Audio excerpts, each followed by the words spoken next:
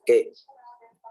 Untuk penilaian kapal, kami harapkan nanti dia udah membaca dulu untuk yang teorinya, karena saya lebih senang nanti kita coba untuk yang coba memahami terkait dengan case tadinya, karena tahun-tahun kemarin ini keluar, ya kalau nggak salah keluar untuk penghitungan terkait dengan pendekatan pendapatan maupun kalau nggak salah biaya. Jadi kita akan coba kita agak cepat di sini, tapi kalau misalnya nanti nggak cukup ya kita nggak apa-apa, kita mungkin akan lanjut minggu depan masalahnya. Jadi kita juga ngikut ke definisi kapal di Undang-Undang 17 yaitu tahun 2008, kapal ada bentuk dan jenis tertentu, ya ini teori banget ya.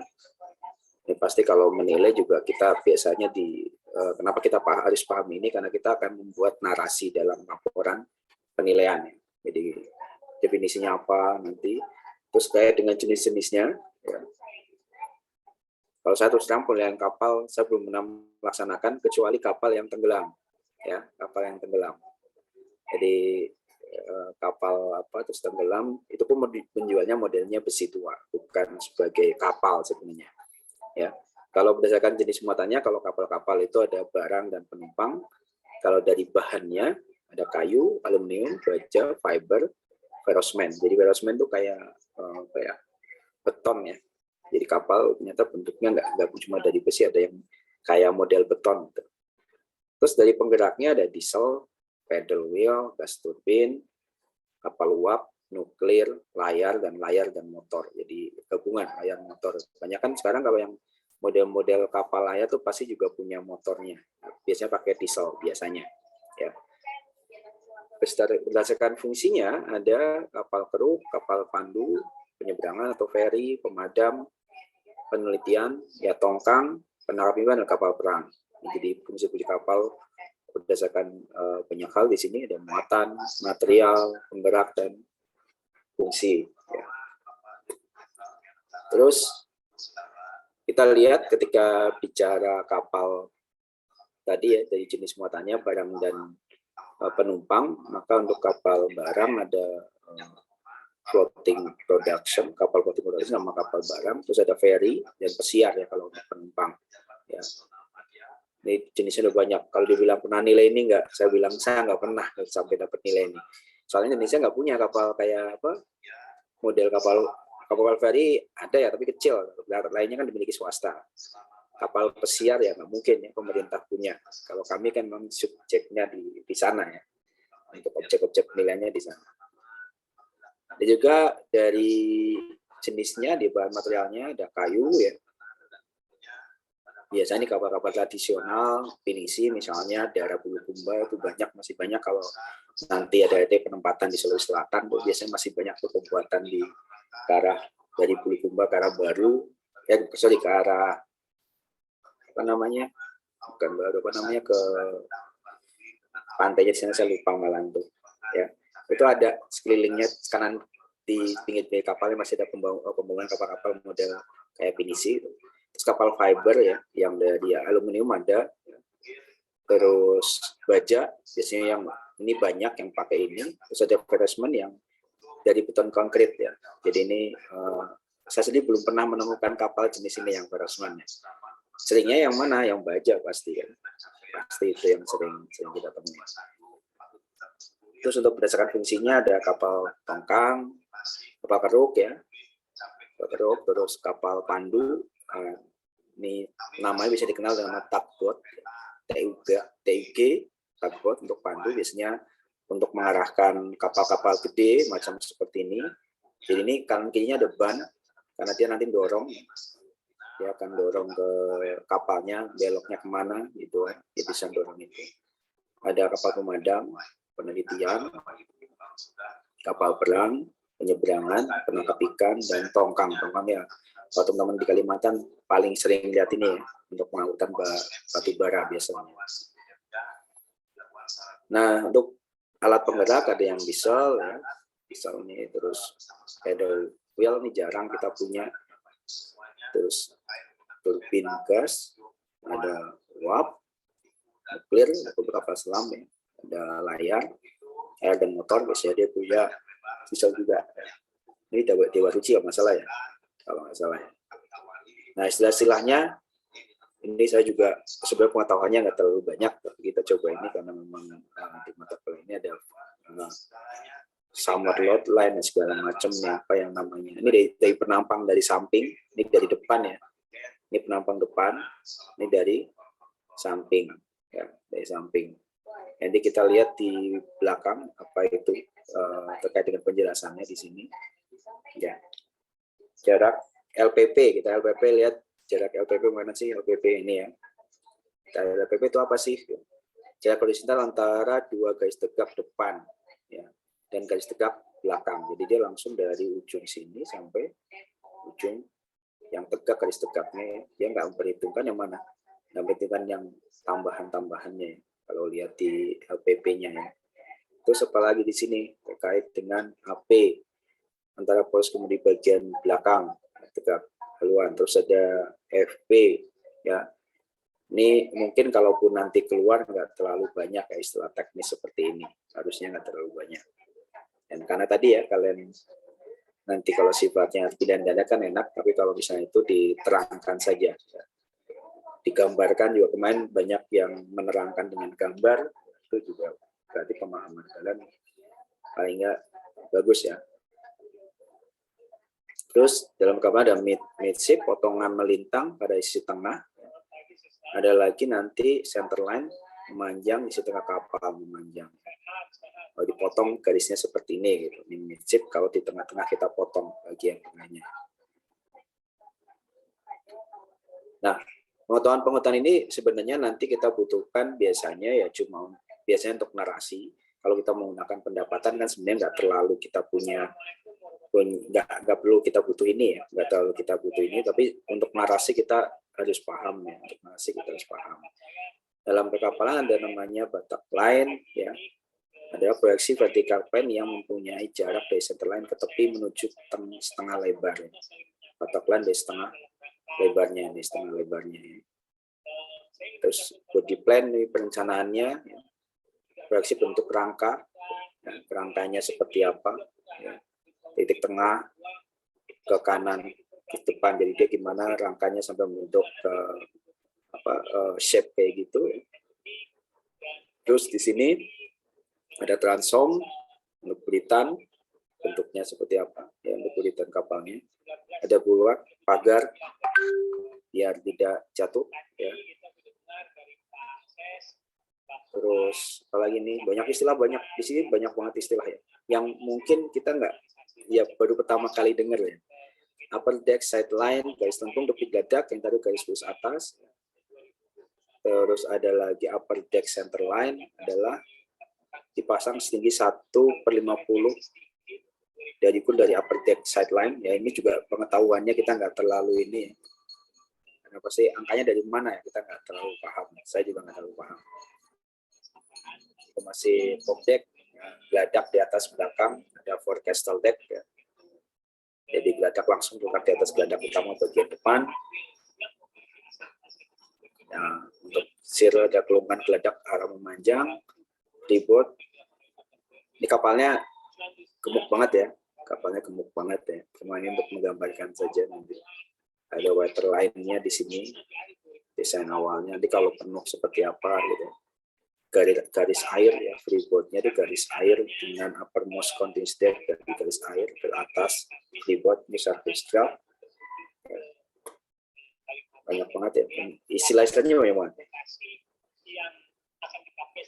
Ada bulan panjang ya, dari bulan panjang deadweight tonase, saya masih ingat nih DWT itu masih ingat nanti.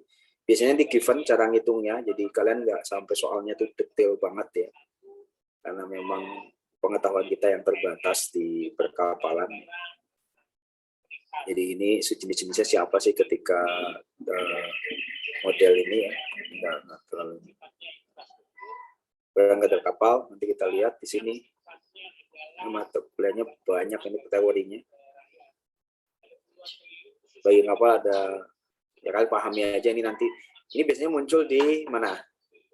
Pilihan ganda nih, mana yang masuk, yang termasuk bagian smokestack gitu, atau buritan, Ya, buritan mana sih?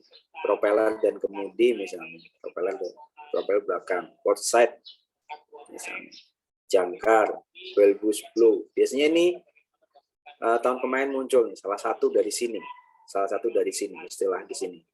Anjungan mana gitu kan. Terus hafalkan aja misalnya yang kalian nggak terlalu paham, jangkar kalian kan tahu. Ini misalnya nomor 6 nih, bulbous blow, bentuknya yang kayak gini nih gitu kan. Nah, jadi kemarin nih keluar model kayak gini keluar untuk yang midnya. Ya. Kapal ini masih ya, ini badan kapal, ini bangunan atas, starboard, ini biasanya garis air di sini, ada rumah geladak yang dari atas kayak gini. Kita lihat lagi beberapa teorinya. Ya, ini juga sama. Ya. Apa itu lunas? Lunas itu merupakan konsep bagian bawah kapal. Ini kan saya skip aja ya. Nah, ini yang namanya lunas ya, bagian bawah kapal. Dari satu bagian ini dalam kapal menjadi dua bagian kanan kiri biasanya gitu. Terus apalagi nih? Ada komponen konstruksi kayu, berarti kayu modelnya seperti ini. Tapi overall masih sama. Terus komponen konstruksi bentuk dari rangka kapalnya kalian nanti pelajarin di sini. Lagi C2 ya, gading, ini terlalu teknis, kalian bisa agak skip aja. Nah, kita paling nggak ini pengetahuan dasar kita, mungkin kita cuma sebentar aja satu sesi, jelas nggak mungkin kita bisa tahu semua ya. Nah, kalau data awalnya gimana sih? Sama kemarin kita sampaikan ke adik-adik bahwa dalam konteks BUMN maka dia punya KIB ya, karena ini barang ber-KIB. Terus ada surat keterangan pemilikan, biasanya ada kelayakan dari Syah Bandar, juga ada tambahan biasanya sertifikat untuk kelayakan berlayar. Terus dari sisi penilaian ada dimensi fisik kapalnya, kapasitas berapa ya, terus luasnya atau mungkin luasnya berapa, terus gross tonnasenya biasanya, gross tonnasenya berapa, berat kapal ya.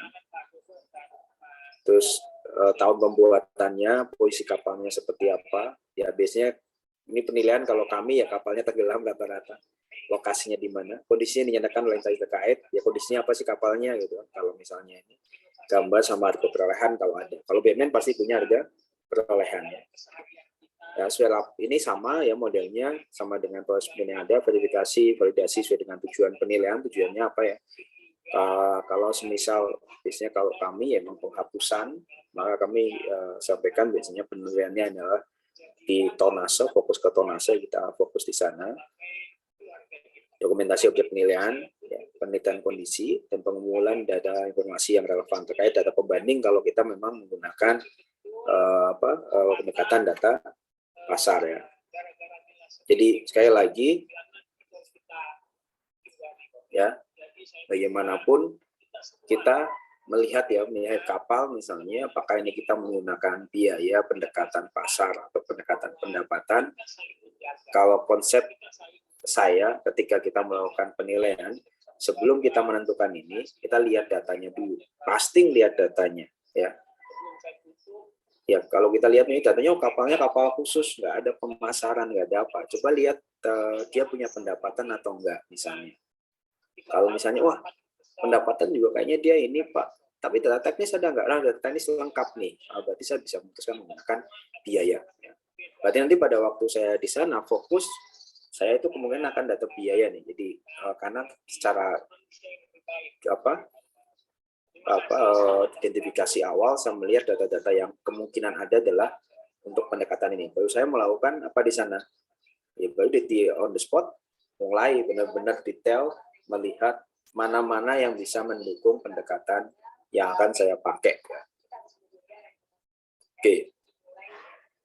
Nah, Semisal nih, semisal kalau memang kita punya ada penjualan ya, untuk kapal, misalnya ada contoh data pasar ya, ada jual beli, ini sangat dimungkinkan untuk penilaian. Ini contoh harganya 130 juta, ada kapasitasnya, ini ada semua ya.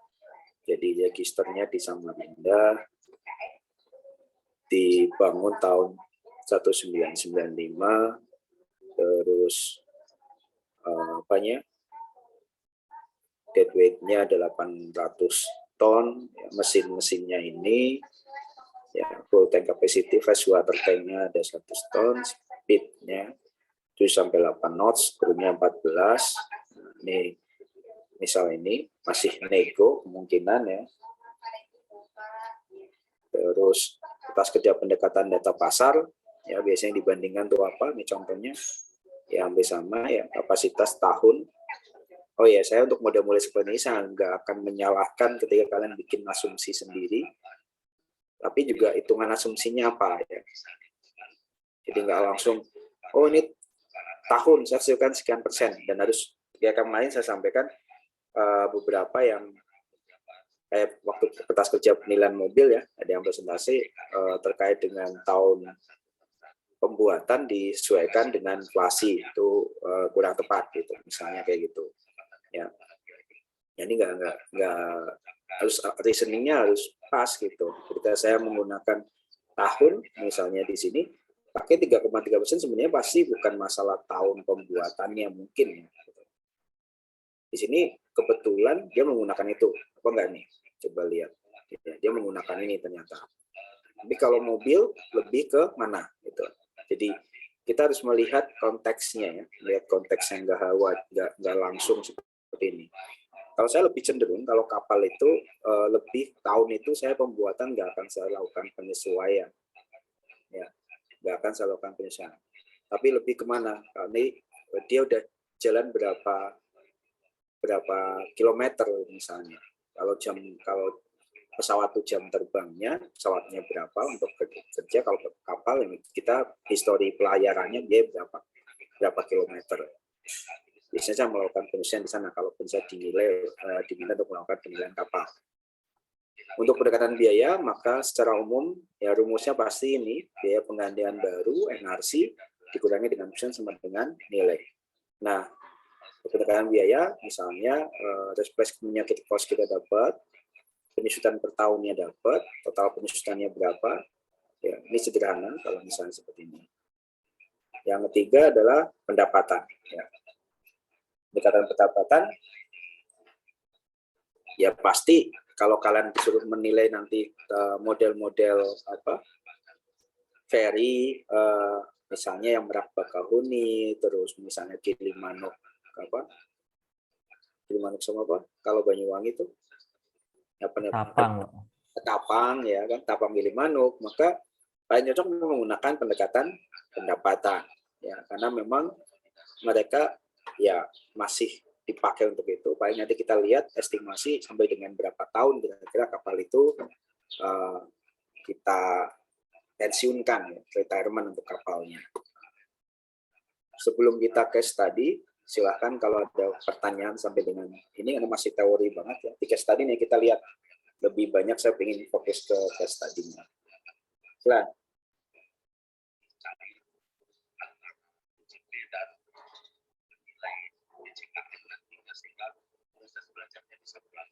Ada, kita lanjut case study. Ya. Saya ngujin mungkin sampai jam 9 ya maksimal untuk boleh ini. Saya nggak bisa lanjut, saya ada rapat kebetulan. Nah, tadi ada awal terkait dengan ini, misalnya kita punya nih terus tonnage-nya berapa, terus late weight tonnage, dead weight tonnage-nya kita punya ya. Kita punya dimensinya, ini kan data awalnya. Nah, terus ke lapangan, ini kita menggunakan aturan dari secara umum ya, di tag-nya penilaian, di penilaian. Tapi sekarang lagi ada perubahan, jadi saya nggak, ya ini belum saya ini kan. Di pendekatan menggunakan data pasar sering disebut dengan namanya sistership method ya, karena memang kita akan melihat dengan data-data yang sebanding dan sejenis. Jadi istilahnya ya sebenarnya untuk mendapatkan objek pembanding yang sama atau identik sebenarnya dengan data kita. Jadi secara model, secara deadweight, secara tonase, secara fungsi, kita cari yang memang benar-benar setara. Sehingga kita tidak kesulitan melakukan penyesuaian. Dan model-model kayak gini biasanya apa? Benar-benar kapal-kapal yang kecil biasanya yang punya data jual beli. Ya. Kalau itu model-model kapal kecil yang yang dari fiber itu paling sering ada model-model seperti itu. Ya. Kemudian menggunakan data mengumpulkan data informasi pembanding, menganalisis data penjualan atau penawaran, membandingkan ya faktor-faktornya. Nah, untuk yang perlu, yang bisa yang dilakukan biasanya terkait dengan kelengkapan dokumen, dimensinya, ya, gross tonnage, tonasenya, ya, kondisi badannya, kondisi mesin, ataupun bukan kondisi mesin juga, tapi spek mesinnya juga kita bisa melakukan penyusian berapa cc dan sebagainya. Sistem navigasinya, ya, peralatan dan sebagainya, hal yang bisa dilakukan penyesuaian sampai logbook ya, logbook riwayat dia itu berlayarnya misalnya, kalau dia punya logbooknya, nah itu sebagai sebagai salah satu pertimbangan untuk melakukan penyesuaian. Ya. Nah, pendekatan berat besar dalam hal berat kapal diketahui, maka penentuan berat kapal dalam pendekatan dapat dilakukan dengan penghitungan berat kapal saat kosong. Saat kosong.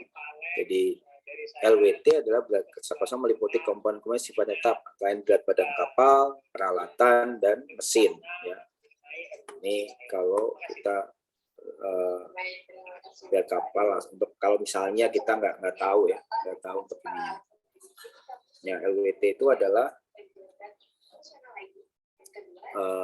tonase saat kosong, panjang garis air saat kapal kosong. Ya, ini nggak terlalu ini, biasanya akan given ya nanti ya. Ini koefisiennya biasanya juga beda. Ini bayanginnya gimana coba kalau cara ngitungnya realnya gimana coba kalau kita berat kapal kosongnya. Jadi sebenarnya volume yang tercelup dikali berat jenis air laut. Karena kan modelnya apa? Ini pakai teori fisika ya. Beratnya berapa? Beratnya kan kalau dia ngapung, artinya apa? Air yang dipindahkan dengan berat yang sama dengan yang dia tercelup. Jadi dia ngitung volumenya. Volume air yang dipindahkan oleh kapal itu berapa? Setelah volumenya dapat, volumenya itu dikali dengan berat jenis air laut. Dapatlah ya kira-kira satu ini berapa. Sebagai contoh ya, kalau kalian coba model seperti ini, moga-moga saya bisa nih model unnoted ya. Jadi kalau misal ada kapal nih, ya, kalau dia tenggelam di sekitar ini misalnya, maka sebenarnya beratnya dia itu sama dengan air laut yang dipindahkan. Ya, air laut yang dipindahkan. Ya, ini air laut yang dipindahkan. Ya. Jadi kita sebenarnya menghitung volume air laut yang dipindahkan berapa. Ya. Kalau misalnya ada batasan seperti ini, maka sebenarnya kita cuma lihat volume kapal ini aja, yang di sini. Ini teori fisika banget ini. Ini fisika banget. Nah, ini berapa beratnya? Maka kita lihat tadi teori fisika ya. Volumenya berapa? Nah, kalau volumenya kita udah tahu misalnya 100 ton misalnya, 100 ton, berat jenis air lautnya adalah 1,025 kg per meter kubik, ya. Volumenya adalah 100 ton, 100 meter kubik ya, 100 meter kubik, lumayan ya. Maka berapa beratnya? Maka tinggal 100 dikali dengan 1,025 kg. 1,025 ya. 1000, karena kan kalau air ya 1 liter 1 kg. Ya. Jadi dia kalau berat jenis air pada suhu 4 derajat ya, 1 liter air itu sama dengan 1 kg. Kalau 1 liter air itu kan sebenarnya 1 desimeter meter kubik ya. Jadi benar ini 1025 kg per meter kubik. Kalau kita beratnya volume air yang dipindahkan ya, ini kan volume air yang dipindahkan itu 100 meter kubik, maka beratnya berapa? Berarti dia beratnya 100.000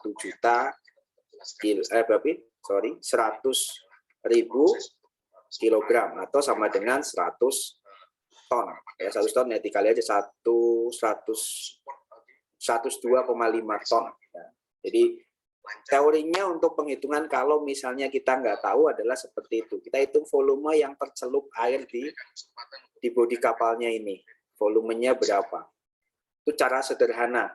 Ya, cara sederhana untuk menghitung kapal. Kalau kalian nggak percaya, coba aja pakai ember atau kotak ya, ditaruh di air biasa, kasih batu, dia tercelupnya berapa nanti, volumenya itu yang tercelup dikali dengan berat jenis air. Berat jenis air kalau nggak salah itu 1 kilo per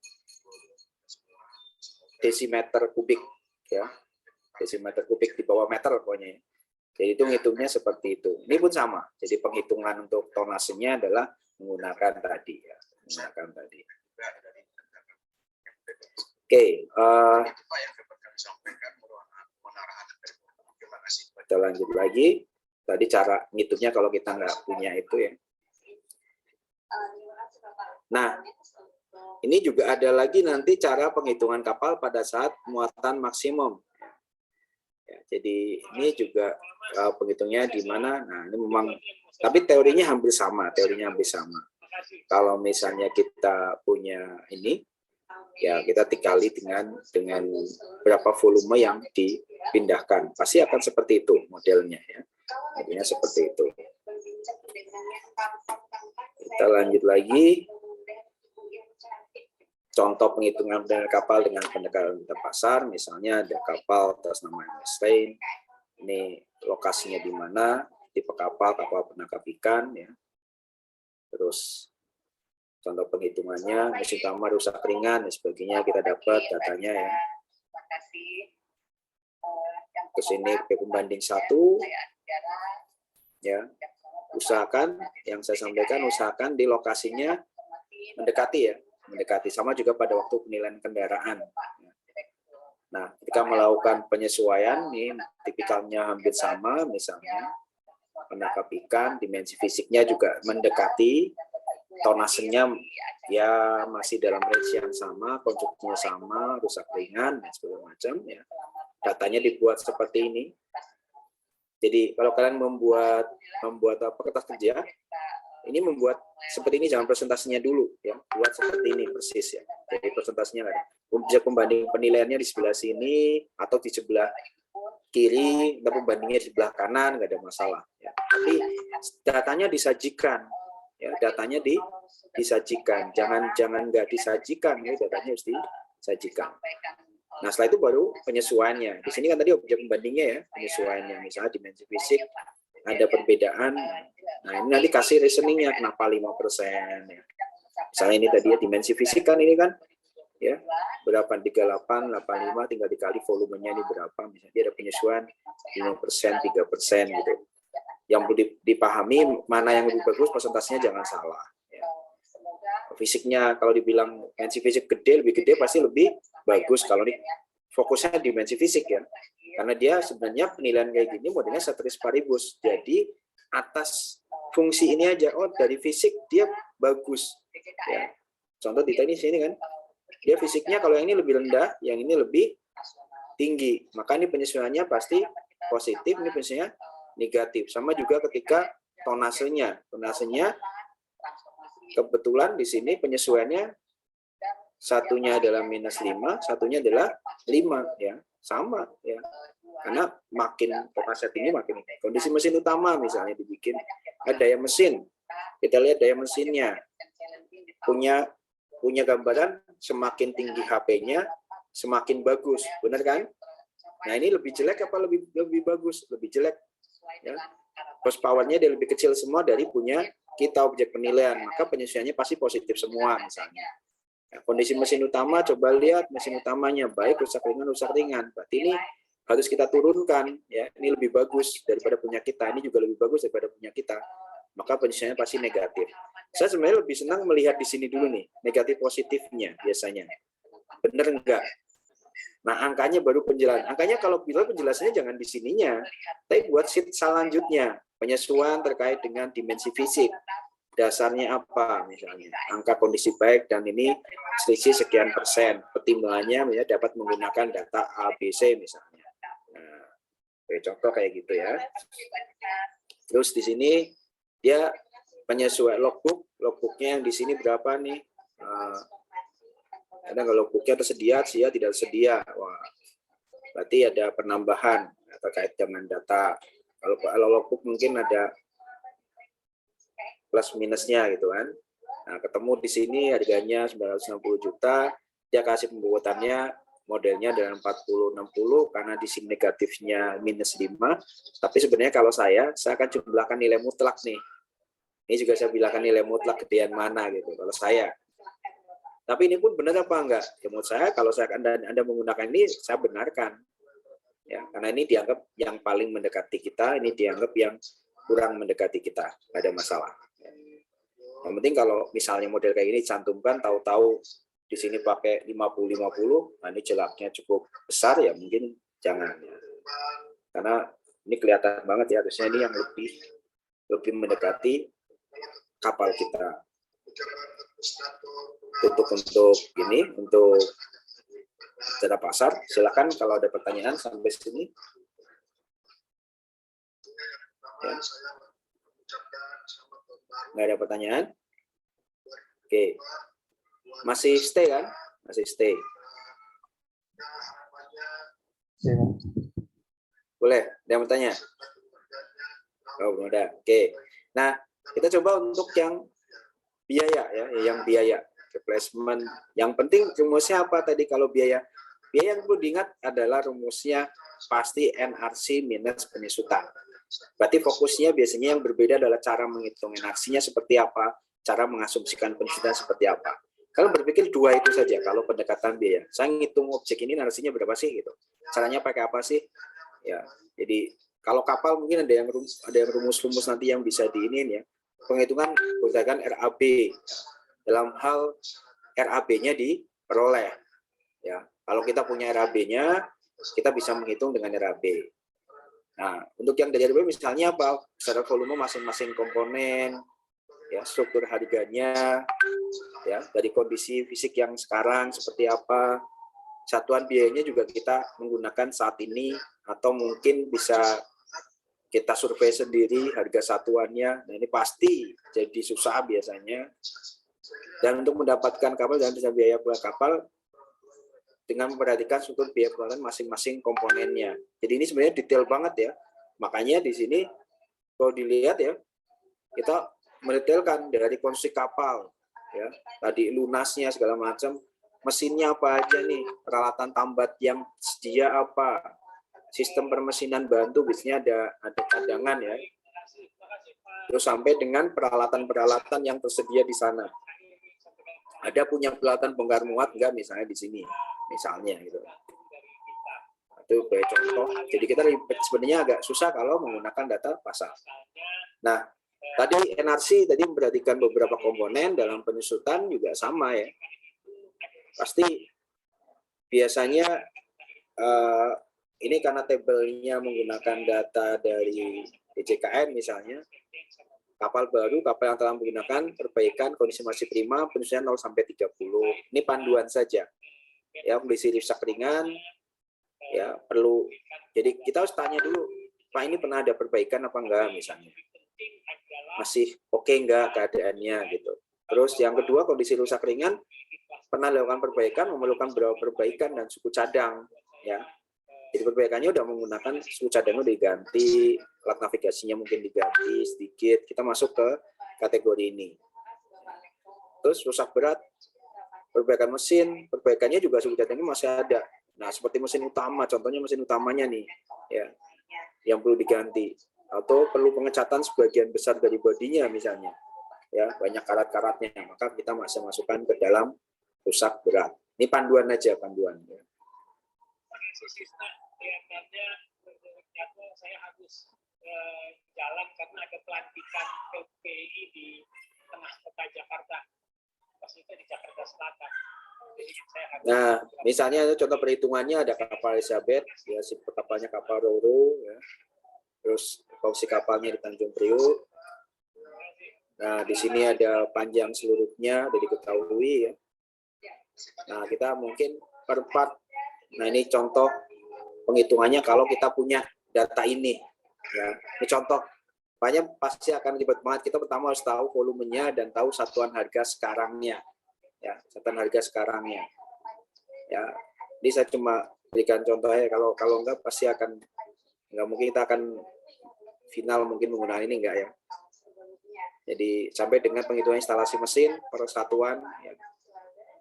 Ya, sampai nanti kita dapat NRC-nya. Ya. Ini subtotal 3. Ya. Pajak PPN-nya juga kita perhitungkan.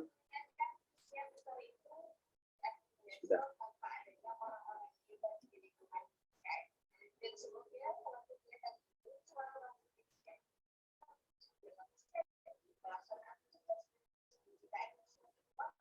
Oke, hingga ketemu tonalisi kapal 10 miliar ya. 10 miliar. Setelah itu baru kita menghitung penyusutannya ya. Tadi dari kabel tadi misalnya ngambil ya di sini angka 5% karena masih berfungsi misalnya. Fungsi ekonomis dianggap 0. Maka nanti nilai totalnya adalah sekian. Jangan lupa kalian melakukan pembulatan ya. Karena kita sudah harus belajar seperti itu, jadi nilai itu langsung kita pembulatannya juga harus ada. Terus ada juga yang menggunakan komponen terpasang. Tadi detail ya, detail yang satu-satu itu.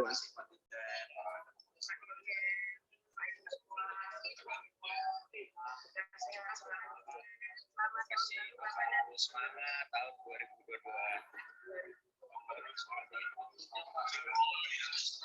2022. Sudah.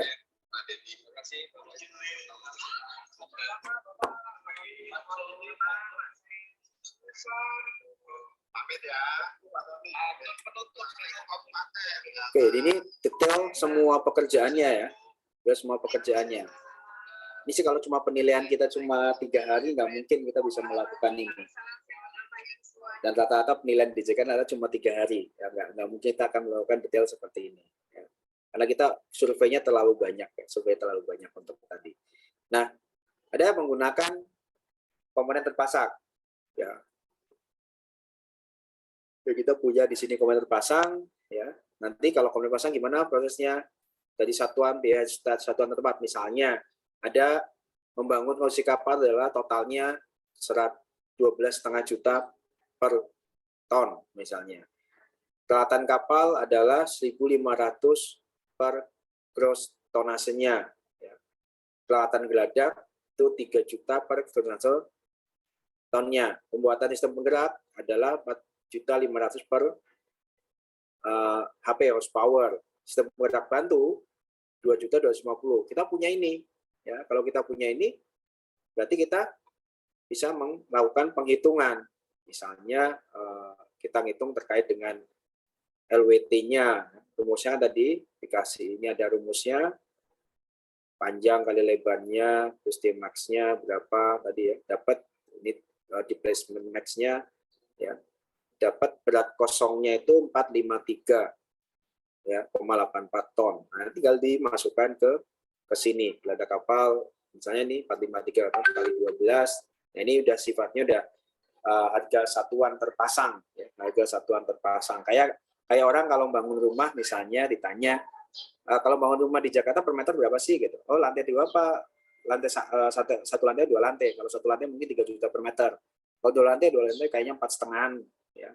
4,5 per meternya semisal gitu. Nah, ini mereka udah punya standar. Berarti ini harus ada data standarisasinya ini. Dari mana? Biasanya kalau bangunan ada yang ngeluarin ini modelnya. Ya, Pemda kadang ngeluarin. Ya.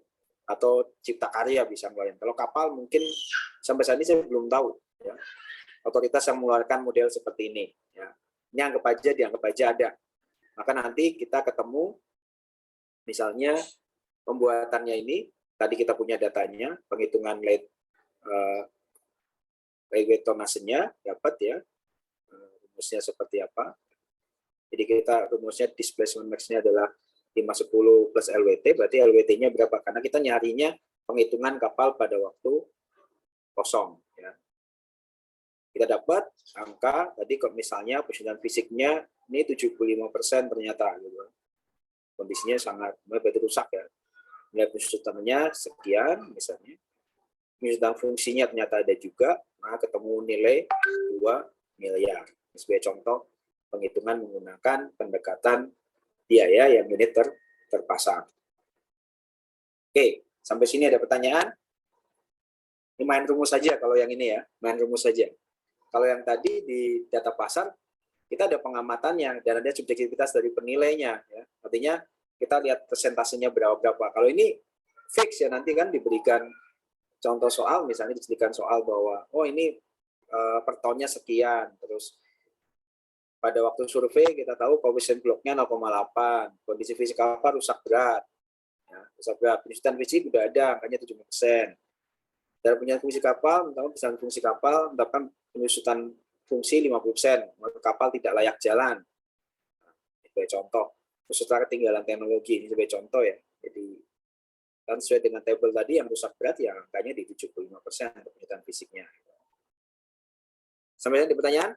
Sebelum ke nanti pendapatan, saya agak ngebut ya, mohon maaf, karena ditunggu rapat juga jam 9. Ini contohnya sudah oke ya, jadi nanti coba latihan soal sendiri. Saya coba akan nyari juga soal nanti kalau misalnya memang dimungkinkan saya berikan penugasan untuk pelatihan. Untuk penugasan juga nggak usah khawatir, kalau nanti ada lebih dari 5 penugasan, saya ambil mungkin 1 atau 2 terbaik. 1 atau 2 terbaik. Jadi kalian nggak punya apa? Nggak usah di rata-rata. Kuis juga sama ya. Main kalau ada koneksi, karena kita paham isinya adalah koneksi, kita ambil yang 2 terbaik saja. Oke, untuk pendapatan. Nah, untuk pendapatan, maka kalian sebenarnya harus melakukan survei terkait dengan apa ya? Salah satunya adalah histori dari kapal sejenis dalam satu tempat, salah satunya. Karena kita ini berarti metodenya benchmarking terhadap bisnis. Misalnya kalau kita kapal ini menghasilkan ferry, ya bisnis penyeberangan seperti apa. Kita harus tahu occupancy rate-nya kapan, rata-rata berapa sih gitu. Misalnya tiap bulan kan nggak selalu tiap bulan to peak misalnya. Misalnya kita datang ke Ketapang, pelabuhan Ketapang ada berapa kapal. Mereka punya data nggak 5 tahun terakhir misalnya terkait dengan tingkat penjualan tiket. Kapan dia full, kapan dia itu kosong gitu. Bulan-bulan mana dia akan full, bulan-bulan mana dia akan kosong. Sehingga kita misalnya dapat per tahun rata-rata sekian. Ya. Jadi sebagai contoh, ya. Jadi kita menggunakan data historical untuk memprediksi ini kapal kita ini, kalaupun kita nanti nilai sampai 10 tahun ke depan, kira-kira okupansinya berapa gitu. Ya. Nah, data juga yang perlu kita lihat adalah terkait dengan harga tiketnya. Ya. Ya, harga tiket, harga per trip, sewa per jam, sewa per hari, misalnya terkait dengan pendapatan operasional. Tiket kosongan tadi dilihat, terus ada biaya-biaya. Ya. Ada gaji, perawatan, bahan bakar, dan sebagainya. Terus tingkat pertumbuhan atau pendapatan, ataupun dari biaya operasional tadi. Ya, di pertumbuhannya tiap tahun berapa sih? Biaya operasional tiap tahun berapa, ada kenaikan nggak? Pasti akibat inflasi bisa aja jadi kenaikan. Ya. Nah, biasanya ini juga harus diperhatikan bahwa kenaikan pendapatan dan kenaikan biaya operasional itu tidak serta-merta harus disamakan karena inflasi sekian, enggak. Karena pendapatan itu tergantung apa? Bukan tergantung inflasi, karena salah satunya tadi harga per trip ya. Itu nggak terkait inflasi, tapi lihat historinya. Selama 5 tahun naik berapa persen. Karena biasanya model-model kayak kapal penyeberangan, harga tiketnya itu given beregulasi oleh pemerintah. Berarti kalian harus melihat histori pemerintahnya seperti apa. Jadi pertumbuhan pendapatan terkait dengan harga-harga seperti ini, itu biasanya memang bukan inflasi. Tapi yang operasional bisa saja karena inflasi. Jadi dibedakan, kalau sama rata gimana? Ya nanti kita dapatnya angkanya beda gitu. Nah, apalagi kalau misalnya kita punya secara umum ya biaya-biaya ini data benchmarkingnya lumayan bagus, ya kita bisa nggak menggunakan inflasi untuk operasional ini. Kita data real, ya rata-rata kenaikan per tahun berapa untuk biaya. Pasti akan berbeda dengan rata-rata kenaikan tiap tahun untuk harga atau pendapatan operasionalnya setelah kita benchmarking. Nah, penggunaan metode yang biasanya umum adalah discounted cash flow, ya, arus kas. Nah, berarti kita melakukan tadi, kita melihat struktur pendapatan dan struktur biaya untuk mendapatkan pendapatan potensial, ya. Terus kita juga melihat tadi yang benchmarking, data historinya seperti apa. Terus kita juga melihat di pendapatan adanya tingkat kekosongan, ya, kekosongannya berapa, sehingga nanti potensialnya berapa sih ya untuk pendapatannya gitu. Secara umum ya setelah kita kurangi. Nah, untuk ini udah sangat umum sekali untuk pendekatannya, artinya kita punya struktur pendapatan, ada struktur biaya, maka kita nanti pendapatannya apa ya, totalnya untuk income-nya, cash flow-nya berapa, berarti tinggal pendapatan dikurangi biaya. Nah, biaya-biaya yang tidak bersifat uang itu kita harus keluarkan. Contoh apa? Penyusutan. Biaya penyusutan misalnya. Oh, ada biaya penyusutan di sini. Itu dikeluarkan. Ya, jangan dihitung. Ya, jangan dihitung. Karena dia bukan mempengaruhi cash flow. Penyusutan itu tidak mempengaruhi cash flow, ya. Terus prosedurnya, pendiskontonnya seperti apa? Ya. Ini sebagai contoh. Terminal value, kalau misalnya kita akan ada terminal value-nya, terus capitalization kita lihatnya apa, pakai metode apa, ya. Mungkin nanti pembahasan terkait dengan penghitungan capitalization bukan di mata kuliah ini, ya, di mata kuliah lain. Ini tepatnya pakai apa, ketika kita punya data A, tepatnya kita pakai model yang mana gitu. Jadi masing-masing itu kondisi bisnisnya beda. Misalnya kalau kita pakai model modalnya dari kita dapat fakta, modalnya ada hutang, modalnya ada modal sendiri misalnya, ada saham misalnya, maka kita menggunakan pendekatan apa untuk capitalization rate gitu. Terus kalau kita misalnya industrinya kita udah tahu, terus resikonya seperti apa, kita tahu risk free rate-nya berapa, maka kita punya pendekatan yang berbeda lagi ya untuk penghitungan discount rate-nya. Nah, yang pertama tadi adalah kapitalisasi, discounted cash flow. Yang kedua dari capitalization, ya langsung ya kita rata-ratakan. Asumsi yang dapat apa kalau dia dari capitalization? Artinya kita estimasinya adalah nilai pendapatannya akan fix tiap tahun, dia akan fix terus sampai tahun tertentu. Maka kita di sini sampai mungkin terhingga ya kalau bilang dari capitalization. Makanya di sini nanti kita lihat nilai penilaiannya seperti apa, ya, nilai dari ini, terus tinggal dibagi dengan tingkat kapitalisasinya. Nah, di sini yang dilakukan tetap ya melakukan analisis pendapatan pengeluaran, mengestimasi pendapatan kotor potensial, terus dapat tingkat kosongan, ya, tingkat kosongannya berapa, dikurangkan nanti dari tingkat kosongannya, terus mendapatkan pendapatan kotor sementara, ya, terus ada nggak pendapatan lain-lain misalnya, ya, kalau ada masukin ke situ. Ya. Saya itu pendapatan kotor efektifnya dikurangi dengan biaya operasional, baru nanti dibagi dengan tingkat kapitalisasinya. Maka kita dapat mendapatkan indikasi dari objek penilaiannya. Ini sebenarnya caranya juga sama dengan yang lain, ya. Nggak ada yang baru. Nah, ini contoh soalnya kita punya Rustenase, ya misalnya ini, tapi kan kita punya data ini kapasitas full-nya adalah orang 240 mobil. Jadi kita kalau misalnya ngitung seandainya kita nggak ada semuanya full, berapa sih satu kali jalan orangnya misalnya. Di sini maka kita kalikan saja misalnya dewasa 13.000 kali berapa nih satu kali tripnya misalnya. Selalu kali trip berarti kali 240, anak 8.000 kali, berarti nggak ada di sini yang anak, ya. Nggak ada yang anak ya misalnya. Atau masukin full semua, sifatnya orang, nggak ada anak, nggak ada apa, ya. Misalnya full 240, motor berapa, mobil berapa, ya. Kita dapetin. Ini contohnya yang di sini kapasitas keluarga 240 orang ya modelnya. Nah, ini tingkat kekosongannya juga ada ya. Tingkat kekosongannya ada di bulan ini dan bulan ini misalnya. Ya, kalian bisa melakukan rata-rata. Ya. Januari hingga Juni itu berapa? bulan November Desember hanya 40%, di Juli dan November 65%. Nah, nanti kita lakukan rata-rata tingkat kosongannya. Jadi kita bisa pakai modelnya seperti itu misalnya. Tapi kalau misalnya kita model satu-satu boleh nggak? Boleh. Ya. Jadi kita Januari sampai dengan ini 45% kali apa. Jadi ini tergantung kalian melakukan data ini diolah seperti apa. Ya, kalau di rata-rata mungkin bisa juga, tapi nggak valid. Artinya nggak kurang bagus karena datanya sudah komplit ya. Berarti nanti tinggal kita Januari, Juni, November, Desember. Berarti berapa bulan itu? Ya, Januari, Juni, November. Ini 6 bulan, 7 bulan, 8 bulan. 8 bulan tingkat kosongannya berarti 8 bulan kali trip, kali harinya, kali kurangi dengan, ini kan di sini ada data nih misalnya. Ya. Selama satu trip 2 jam, dalam satu hari melakukan 6 kali trip. Nah, sebulan dia 20 hari kerja. Nah, ini kalian bisa dapat nih per bulannya untuk yang tingkat kekosangan sekian persen, 45% berapa dapatnya. Ya, puncaknya di bulan September adalah 100%. Nah, kita lihat penghitungannya ya. Nah, ini seperti ini. Kalau misalnya serang itu yang mana untuk pendapatan? Ada yang mau ngerjain nggak? Nah, atau ini aja. Penugasan 15 menit ya.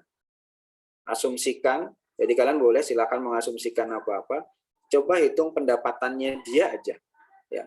Pendapatannya si kapal ini dalam didefinisikan per tingkat kosongannya. Ya, pendapatan beroleh dari penjualan tiket dan tempat lain seperti kantin dan karaoke. Ini ada nggak datanya? Kalau nggak ada, berarti kalian nanti bikin asumsi sendiri nggak apa-apa. Ya. Tapi sementara, coba buat kayak kertas kerja untuk menghitung pendapatan per bulannya dari bulan Januari sampai bulan Desember. Kerjakan dalam waktu 15 menit ya. Di Excel silahkan. Datanya yang ini. Tingkat kosongannya yang ini. Ya. Kalian punya presentasinya silahkan. Oke, kerjakan 15 menit. Nanti setelah itu saya ini apa? Kalau misalnya nggak ada yang mengajukan diri, maka saya akan tunjuk seperti biasa. Oke, silakan mengerjakan untuk menghitung pendapatannya dulu aja. Kita ngitung pendapatannya dulu aja. Oke, silakan. Pak, mohon maaf. Halo Pak. Ya, gimana?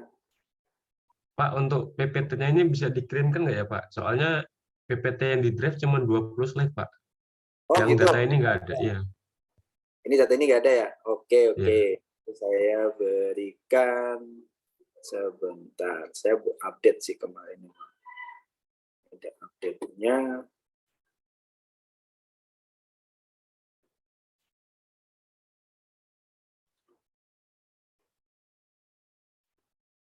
Saya kirimkan ya.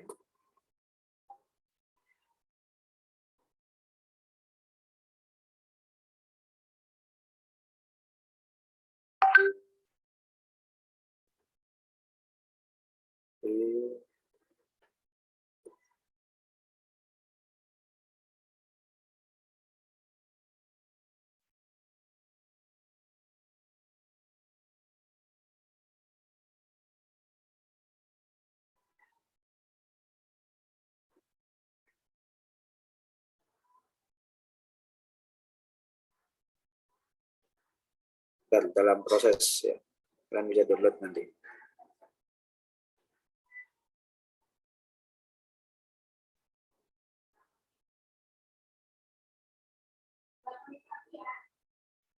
Atau saya kirimkan yang screenshot yang soalnya dulu aja ya, sementara ya. Ini filenya gede banget soalnya. Saya si screenshot yang ini dulu.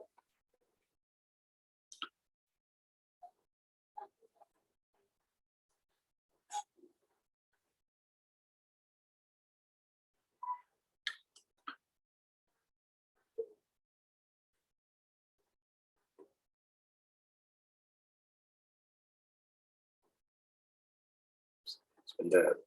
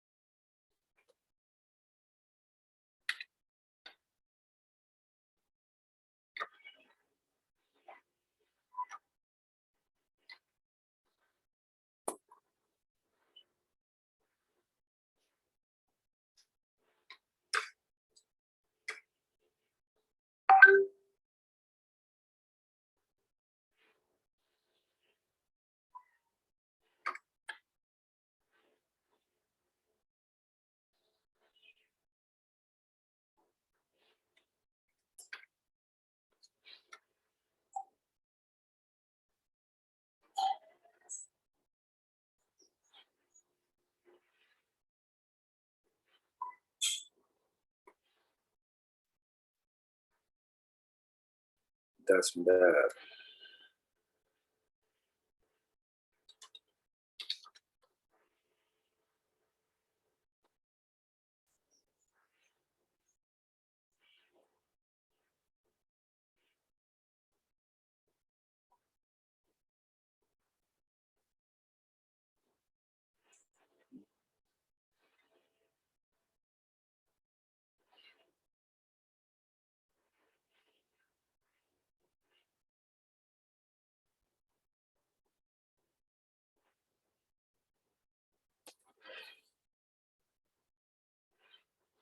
Ya, udah ya.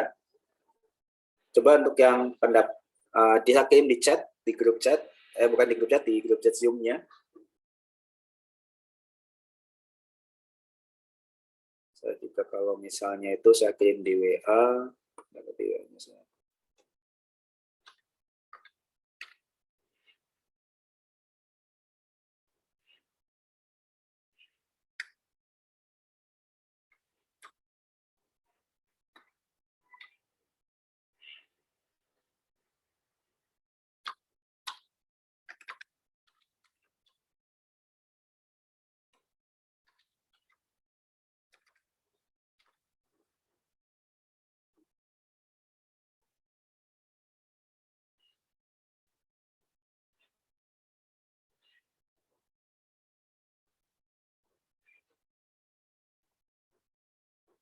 Sudah? Bisa download semua?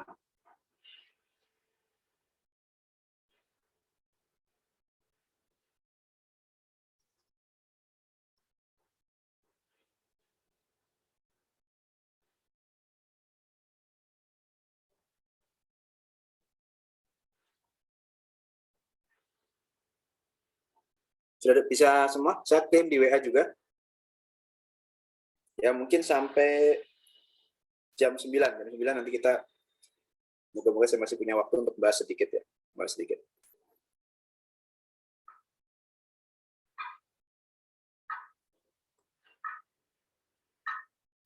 Oke? Stay ya. Saya beri ke waktu sampai jam 9 kurang 2 menit. Nanti Baik, kita Pak. Baik, Pak.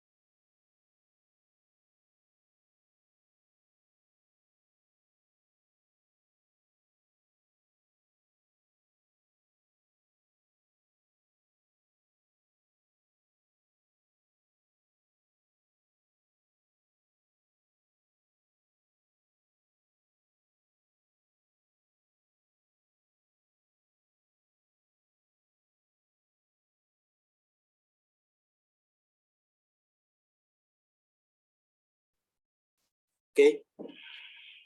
Ada yang bersedia untuk present?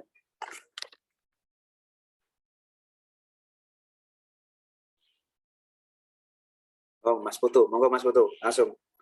Saya mau izin agak cepat ya, insya Allah lagi ditunggu soalnya. Saya izin share screen ya, Pak. Ya, silakan Mas.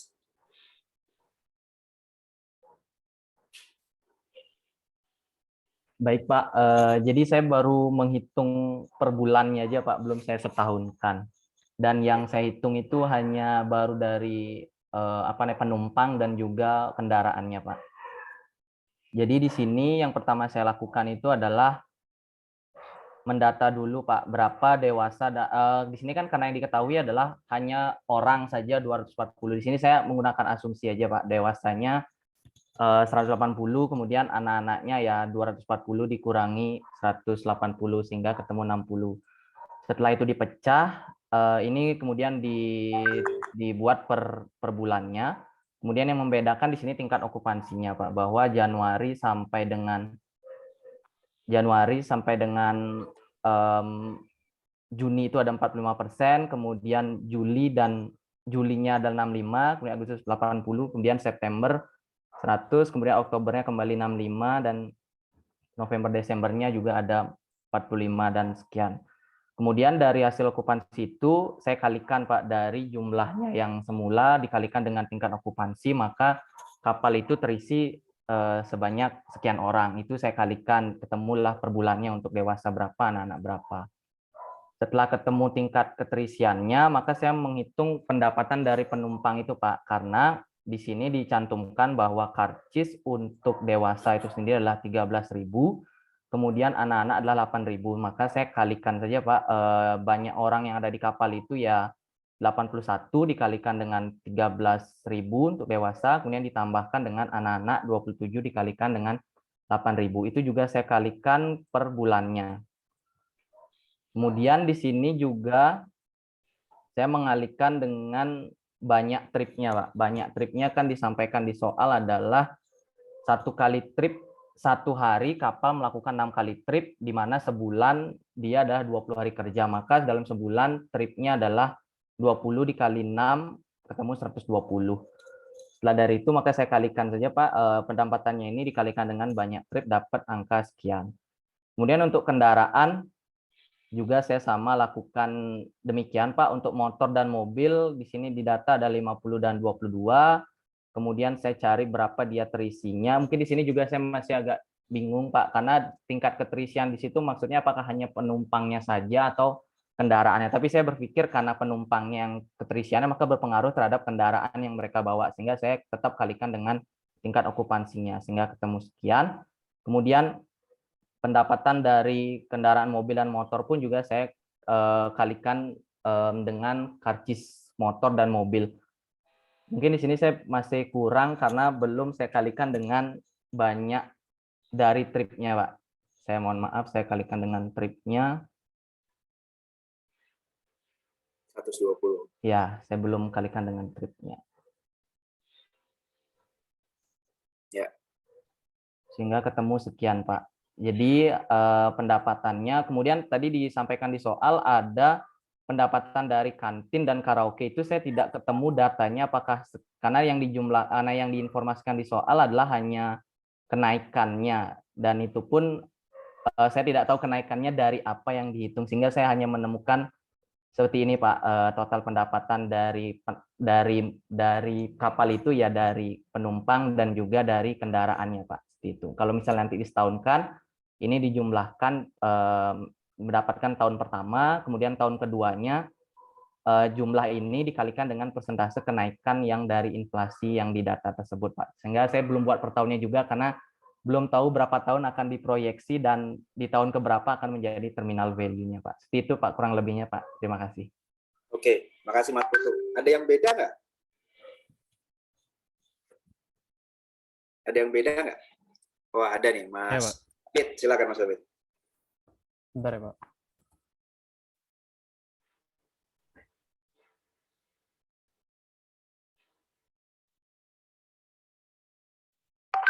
Sudah terlihat belum, Pak? Ya. Bentar, kayaknya ada error.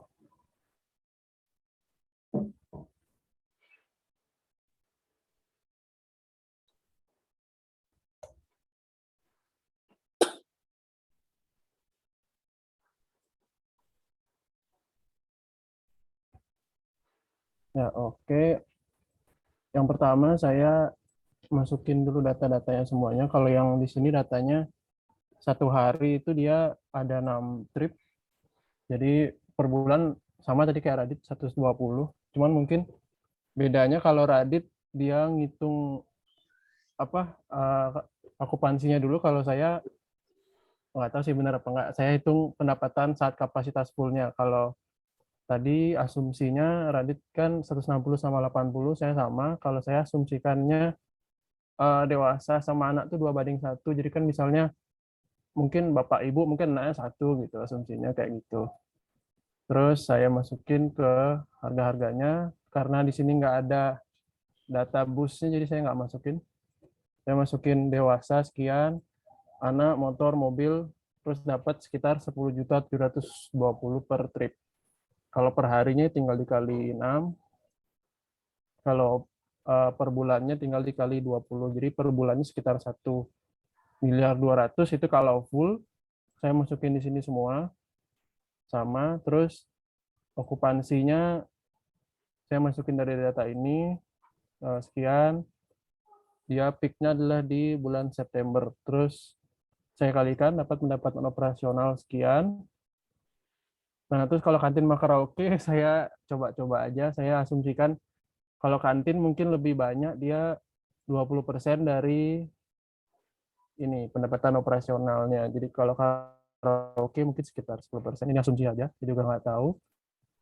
Jadi kalau dijumlahkan per bulan sekian, kalau dijumlahkan pendapatan per bulan dari operasional dan pendapatan lain-lain sekitar 700-an. Kalau per tahun sekitar 11,2 miliar. Seperti itu, Pak. Ya, terima kasih Mas David, Mas Putu. Kalau tanya yang benar yang mana, dua-duanya benar, karena tadi tidak ada aturan dasarnya ya. Cuma mungkin kalau si komen dengan Mas Putu terkait dengan kalau misalnya ngitungnya kita per ini, ngitungnya itu detail kayak gitu, itu nggak ada desimal. Karena masa 9,9 motor. Nacanya pasti masuknya 10 maksudnya gitu kan. Jadi kita bulatkan. Nah, kalau kita menghitungnya seperti itu, kita bulatkan. Kalau kayak Mas David, dia nggak peduli terkait dengan nominalnya, dia pokoknya 45% kali sekian. Dia mencantum, nggak memunculkan angka yang unik gitu, angka yang aneh gitu kan. Kalau Mas Putu ada angka anehnya tadi 9,9 mobil atau motor tadi ya, sama 6, sekian gitu nggak salah. Itu berarti kalau kayak gitu diasumsikan lagi bahwa ini bisa bulatkan deh gitu. Jadi nggak boleh ada pecahan kalau kita ngitung detail. Tapi kalau Mas David, dia nggak tahu, pokoknya sama sekali nggak tahu. Saya hitung semuanya aja dulu deh. Nah, saya hitung semuanya dulu, baru saya kasihkan okupansi. Ya, okupansinya dari mana? Bisa saja nih perpaduan antara misalnya antara motor dan orang ya, motor okupansinya sekian persen rata-rata 45%. Jadi kalau yang Mas David di gebiah uyah kalau orang Jawa bilang ya. Pokoknya segini gitu. Makanya nggak ada angka aneh kan, nggak ada angka aneh pecahan orang, pecahan motor gitu. Nah ini sebenarnya dua-duanya nggak ada yang salah, dua-duanya nggak ada salah. Angkanya pasti akan beda. Asumsi yang Mas David ambil juga bagus. Kenapa? Kalau kita bilang restoran tadi ya, kantin, ya semakin banyak orang, semakin banyak yang beli. Jadi diasumsikan Mas David, oh berarti kantin itu saya asumsikan sekian persen deh dari jumlah penumpangnya, misalnya dari okupansinya. Kan seolah-olah kayak gitu kan ya. Berarti semakin banyak penumpang, restorannya semakin laku. Kan asumsi, namanya asumsi ya. Boleh saja. Tapi asumsinya masuk akal nggak? Masuk akal. Terus ketika bilang karaoke ya semakin banyak orang pingin ada, semakin besar kesempatan orang melakukan hiburan karaoke gitu misalnya.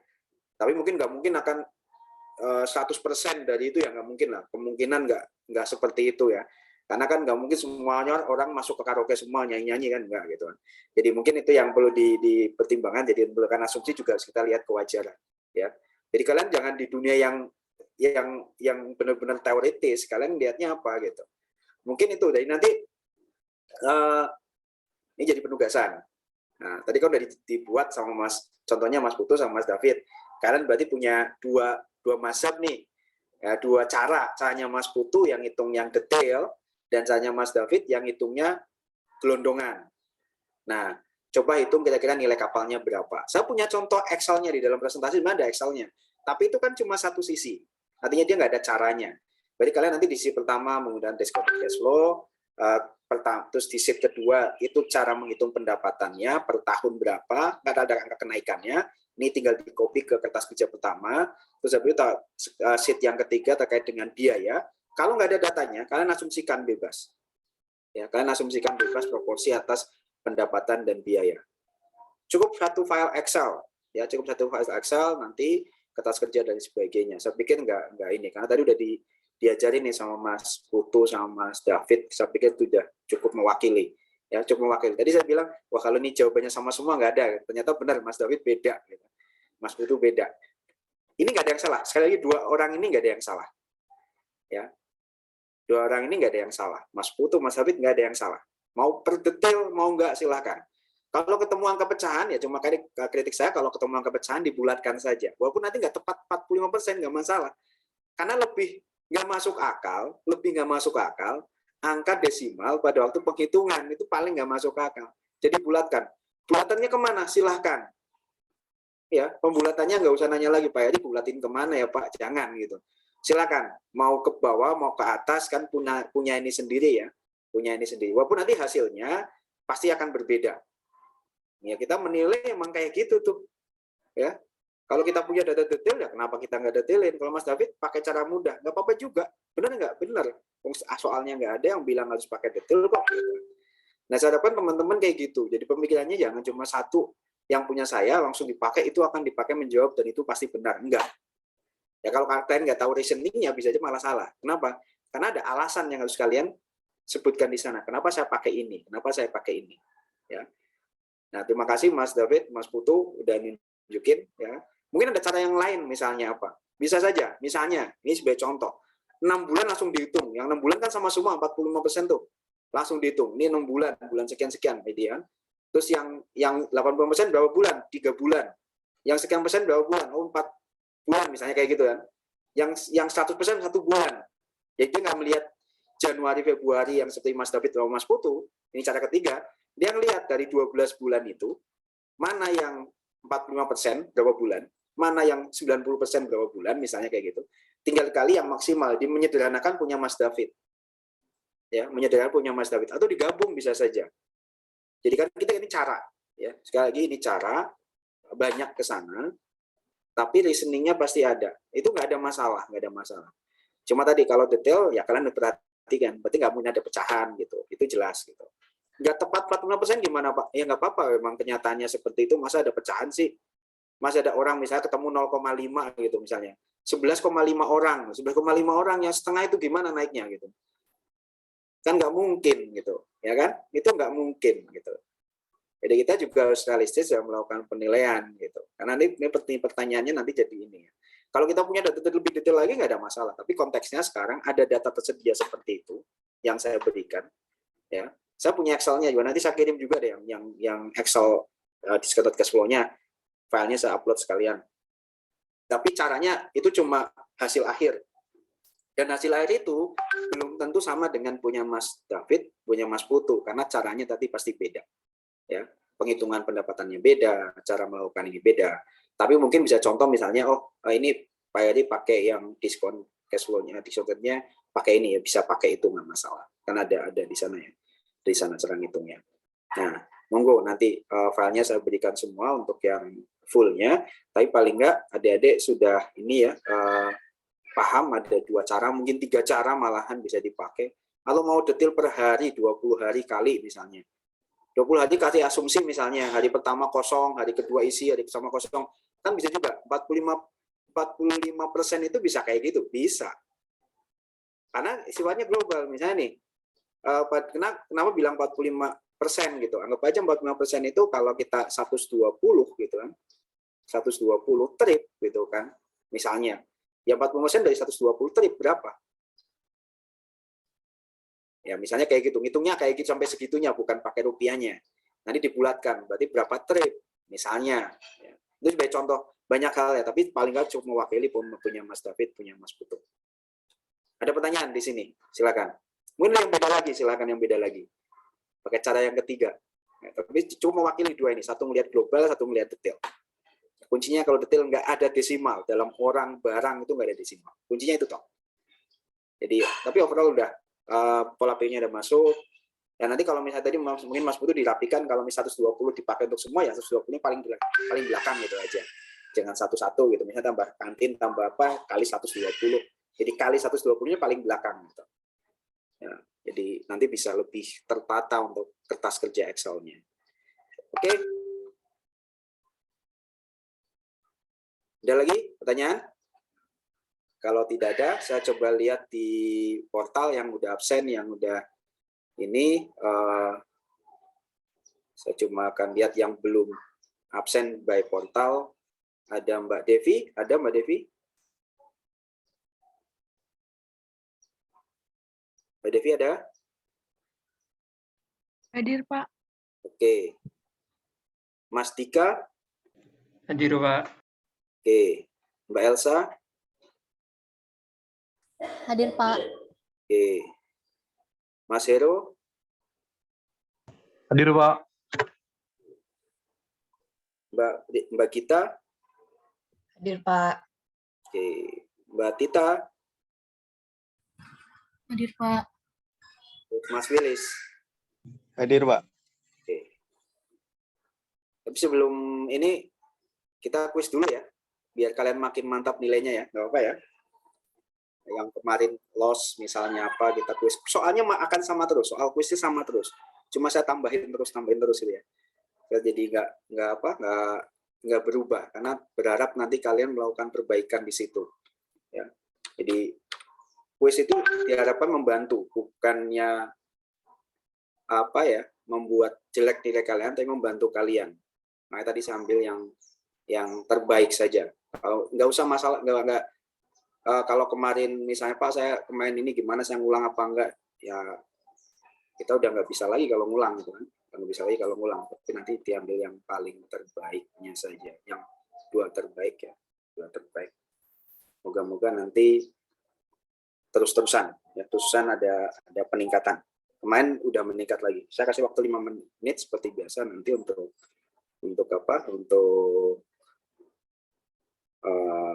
kuis ini. Ada 32 pertanyaan dalam waktu 5 menit dikerjakan sesuai dengan ininya ya, sesuai dengan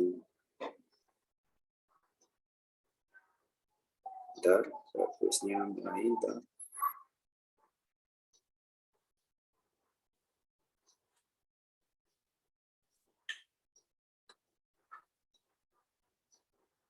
sekalian refresh karena baru liburan ya, baru liburan.